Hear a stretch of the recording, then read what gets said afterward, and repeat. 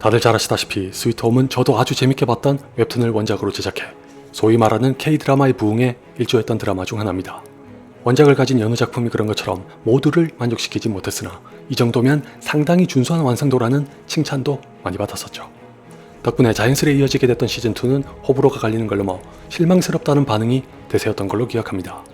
개인적으로도 원작을 벗어나 독자적으로 구축한 세계관과 캐릭터에 이렇다 할 매력을 느끼지 못했고 모두가 기대했을 차현수와 편상욱군 아예 논외로 전락한 수준이라 제작진의 의중을 도통 이해할 수 없었습니다.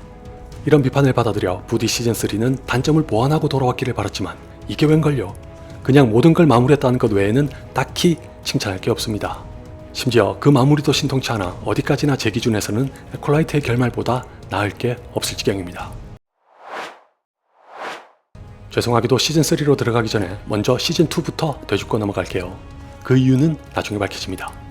저를 포함해 시즌2에 대해 불만을 가지셨던 많은 분들께서 공통적으로 지적하셨던 건 대략 5가지입니다. 첫째, 방금 말씀드렸다시피 시즌2의 중심이 될 줄 알았던 캐릭터인 차현수와 편상욱이 초반에 반짝 등장하고 사라진 이후에 한동안 보이지도 않습니다.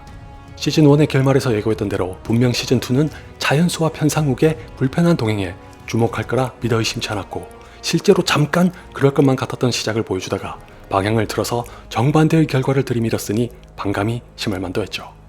둘째, 차현수와 편상욱 못지않게 기존의 캐릭터들까지 홀대한 건 크나큰 실수입니다. 무사히 아파트를 빠져나와서 안심하는 것도 잠시였을 뿐 이내 또 다른 고난을 겪는 것까진 좋았으나 금세 뒷전으로 몰려납니다. 그 과정에서 상당수의 캐릭터가 죽어버리는 건 예사였고 살아남은 캐릭터들마저도 있으나 마나한 존재로 전락합니다. 셋째, 그런 기존의 캐릭터들을 대신해 들어온 새로운 캐릭터들이 많아도 너무 많습니다.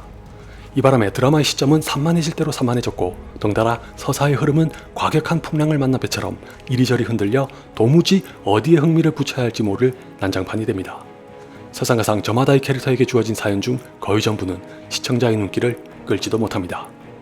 넷째, 시즌1이 크리처 장르로 괄목할 만한 성과를 얻었던 것과 달리 시즌2는 그냥 어디에서나 볼 법한 흔하디 흔한 괴물이 전부입니다. 물론 원작의 힘이 절대적이었지만 시즌1에는 연금부터 근육까지 특색이 강하게 드러나는 동시에 그 특색에 기반한 욕망의 사연까지 더해져 매력적인 괴물들이 질비하다는 게 큰 강점 중 하나였죠. 반면에 시즌2에는 감히 시즌1의 비빌 엄두조차 못 낼 괴물만 보입니다. 그나마 좀 개성이 있는 괴물들은 눈 깜짝할 사이에 나타났다가 사라져서 크리처 장르라는 본분을 상실합니다. 마지막 다섯째, 이건 시즌1보다 좀 나아졌던 것 같기도 한데 여전히 신파가 극의 정서를 지배합니다. 다른 것들에 비하면 이것만큼은 참작의 여지가 있긴 합니다. 모르긴 몰라도 시즌1의 성공 요인에는 좋게 말하면 한국적인 감성, 나쁘게 말하면 우리나라의 영화와 드라마가 도통 떼어놓질 못하는 신파가 포함됐을 게 틀림없거든요. 저도 신파라고 해서 무조건 부정적으로 치부하진 않아서 각본과 연출에 따라 특히 어떻게 연출하는지에서 감성과 신파가 갈린다고 생각합니다. 감독이 잘만 다뤄준다면 얼마든지 반감 없이 시청자의 마음을 움직일 수 있는 무기로 작용하기 때문에 마냥 배제하는 것도 무리죠. 개인적으로는 지금까지 말씀드린 5가지 중에서도 앞에 3가지가 시즌2를 실패 내지는 부진으로 이끈 주된 원인이라고 생각합니다. 모름지기 마블 같은 프랜차이즈 영화와 시즌제로 이어지는 드라마라면 연속성이나 지속성을 무시해서는 안됩니다. 캐릭터든 서사든 세계관이든 간에 원전에서 줄기를 뻗어나가는 속편은 반드시 이 숙명을 받아들여야 합니다. 왜냐하면 애초에 그게 없었더라면 존재할 이유를 부여받지도 못했을 테니 막말로 날뛸 때 날뛰더라도 자신의 한계와 주제는 유념하고 있어야 하기 때문입니다. 스위트홈의 시즌2는 바로 이 명백한 가치를 무시하거나 초월하려고 탐욕을 부린 탓에 주저앉은 거라고 해도 절대 과언이 아닙니다. 한껏 시즌2를 기대하게 만들어 놓고는 마땅히 중심에 있어야 할 2명의 캐릭터를 무슨 신주단지처럼 감추질 않나, 시청자의 입장에선 차선으로 정을 붙일 수 있는 기존의 캐릭터들을 속속 정리하거나 외면하질 않나, 그렇게 황당하고 참담한 제작진을 처사해 마음을 추스를 새도 없이 새로운 캐릭터들을 받아들이라고 닥달까지 합니다. 아파트에서 스타디움으로 배경까지 바뀐 마당에 그나마 서희경이 시즌1과 시즌2의 연결을 지탱하고 있었지만 이마저도 비중과 분량이 절대적으로 부족해 시청자를 달래는 건 어림도 없습니다. 이쯤 되면 시즌2를 떼고 처음부터 스피노프로 만드는 것과 무엇이 어떻게 얼마나 다른지 몰라도 이상할 게 없지 않을까요?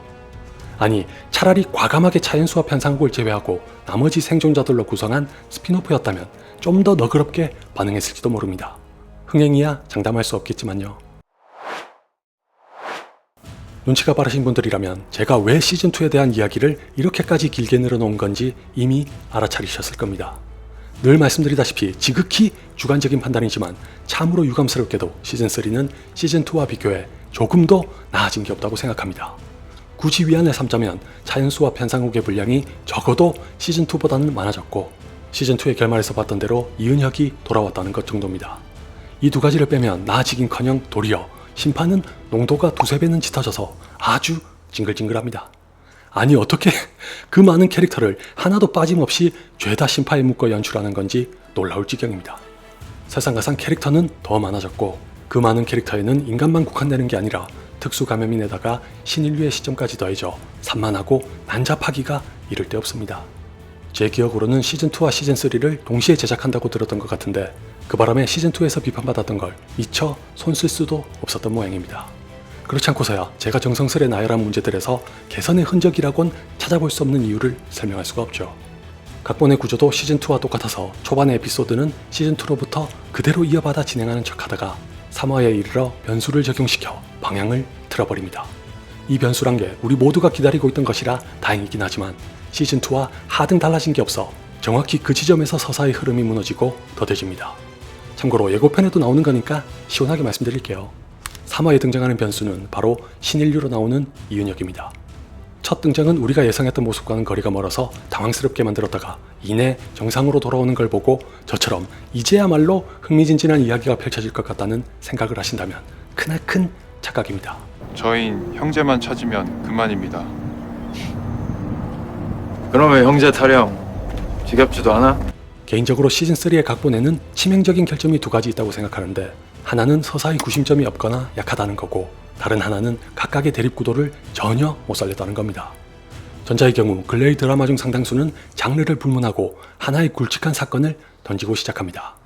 현재 방영 중인 드라마만 해도 굿 파트너는 이혼 전문 변호사로 유명한 주인공의 이혼을, 낮과 밤이 다른 그녀는 주인공의 이모와도 관련이 있는 연쇄살인범의 재등장을 예고합니다. 실상 드라마의 분량은 부차적인 이야기가 다수를 차지할지언정 메인을 일찌감치 띄우는 이유는 딱 하나입니다. 시청자의 시선을 마지막까지 잡아두기 위한 미끼의 역할을 하는 거죠. 스위트홈 시즌3에는 이런 게 아예 없거나 있어도 너무 헐겁습니다. 서사와 캐릭터 모두 시즌1과는 더 멀어진 대신 시즌2와는 직결되니 아직까지 남아있는 시청자들의 몰입을 유도할 수는 있겠으나 시쳇말로 의리 때문에 보는 시청자들을 사로잡을 수 있을 만한 포인트를 할 게 없습니다. 오히려 시즌2는 차연수와 편상욱이 결국은 다시 붙을 거란 기대라도 갖고 보게끔 만들었는데 아마 이것 때문에 한 차례 뒤통수를 맞았던 바람에 시즌3를 보면서는 딱히 흥미가 안 생깁니다.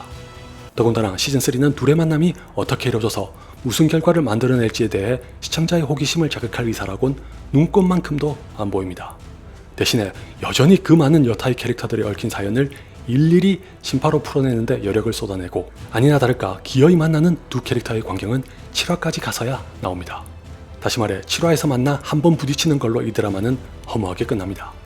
제가 좀 전에 말씀드린 각본의 치명적인 결점 중 두 번째가 바로 이겁니다. 괴물 다음 단계가 죽지 않는 인간이라고. 시즌3는 인간, 괴물, 특수감염인, 그리고 신인류까지 더해 물고 물리는 사각의 구도를 얼마든지 흥미롭게 이용할 수도 있었을 것 같지만 오로지 심파에만 매몰된 채 장르의 성격을 완전히 망각하다시피 합니다. 욕망, 기억, 감정, 사랑, 희생 등의 인간성에 대한 고찰을 다루더라도 이 드라마는 어디까지나 크리처 장르라는 걸 잊지 않았어야 하는데 마치 경성 크리처가 그랬던 것처럼 스위트홈 시즌3는 크리처를 앞세운 심파극으로 변질된 꼴입니다.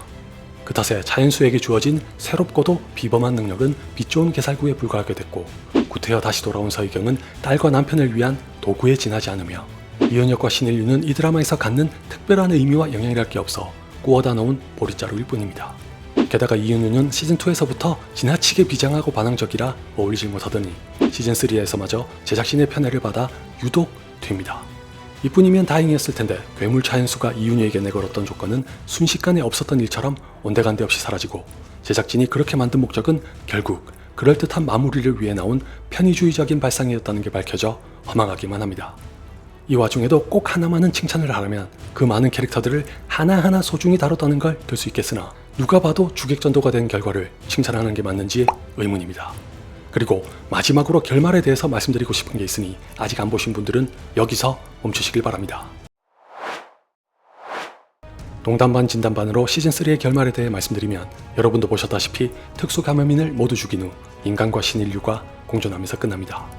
어떻게 해야 신인류가 되는 건지, 괴물은 다 죽었는지, 특수 감염인이 더 생길 가능성은 없는지 등의 질문은 자체하고라도 저는 이 결말 자체가 너무 어설프고 낙관적이라고 생각합니다. 이윤혁의 말에 따르면 신인류는 죽지 않는다고 하는데 지금도 지구는 인구가 포화 상태에 다다랐다는 우려가 심심찮게 나오는 판국에 이런 결말로 대충 감성에 호소하면서 마무리하는 게 과연 최선이었을까요? 만약에 완전한 해독제가 나오지 않아 괴물을 거쳐 신인류로 변하는 인간이 증식을 거듭한다면 그 끝은 공멸입니다. 차라리 죽일 수라도 있는 괴물이 낫지 죽어도 다시 태어나는 신인류로 가득한 지구라면 이쪽이 더 디스토피아일지도 모르겠네요.